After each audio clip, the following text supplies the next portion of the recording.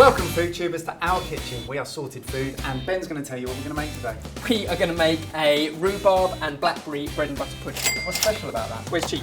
It's cheap. Jamie's asked us for some cheap stuff, so this is cheap. Because it's very seasonal. Seasonal rhubarb, blackberries that you can pick off a bush, stale bread, basic household ingredients that are always in the fridge, so cheap and cheerful. I'm going to top and tail and chop that up into small bite-sized pieces and add it to this baking tray along with, Mike, can you juice the orange? Can do that. So rhubarb particularly cheap and seasonal at the moment, or I've got some growing in the garden, so that makes it even cheaper, free in fact.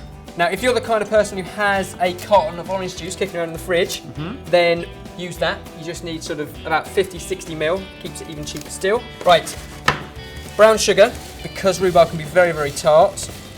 Orange juice, and then that whole thing goes into an oven at 200 degrees Celsius for about 10 minutes. Next up, softened butter and bread. Now this is kind of stale bread. Oh, this is duck bread, this is. This is duck bread.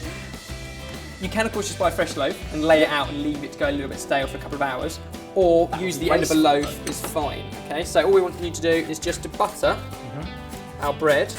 So bread and butter pudding. Bread and butter pudding, clue is in the title, and then just lay it into our dish. You do that, I'm going to make a custard that goes on top. How much would you say this costs per portion? Less than £1.50. Good. And that's when we buy all the ingredients. Next up, we'll make our custard to soak into the bread. So that's 3 eggs whisked into there, and we add in our milk.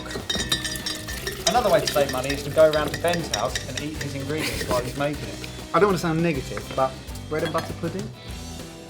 I know it's a British classic. It is a British classic, probably potentially a bit nancy, a bit oldie worldy, a bit wartime, but that's because the ingredients are really cheap, and when you're on rations, you can still have amazing food. Wartime rations. You're going to be impressed with this, even if it doesn't cost much to make. Right, sugar going into our custard as well, not a lot, because the fruit is relatively sweet, and we've already put the brown sugar into our rhubarb, and then our blackberries. Now, we have bought these from a supermarket, so we have paid for them. You can get them free from roadside, or if you want a cheap alternative, tinned fruit would do just the same. This way, and with all these ingredients, it's still dirt cheap. Dirt cheap doesn't sound good for food, does it? Not brilliant, but you know what we mean.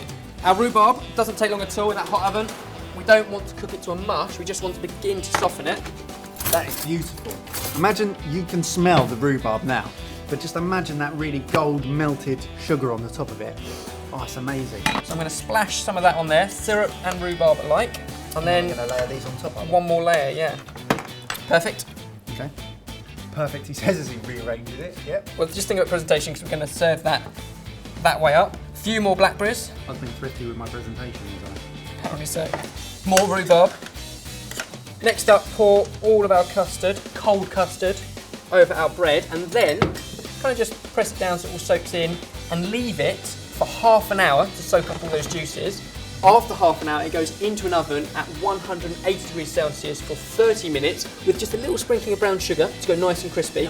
And then we've got a really cheap but damn tasty bread and butter pudding to serve. Oh, that's exactly what I want. It smells so fruity and sweet already. Looks amazing. So there you go. If you are cooking on a budget, you don't have to forego dessert. This is something that's cheap and cheerful. It's our rhubarb and blackberry bread and butter pudding sorted. And what is particularly good about this is we have costed this dish based on its serving 4.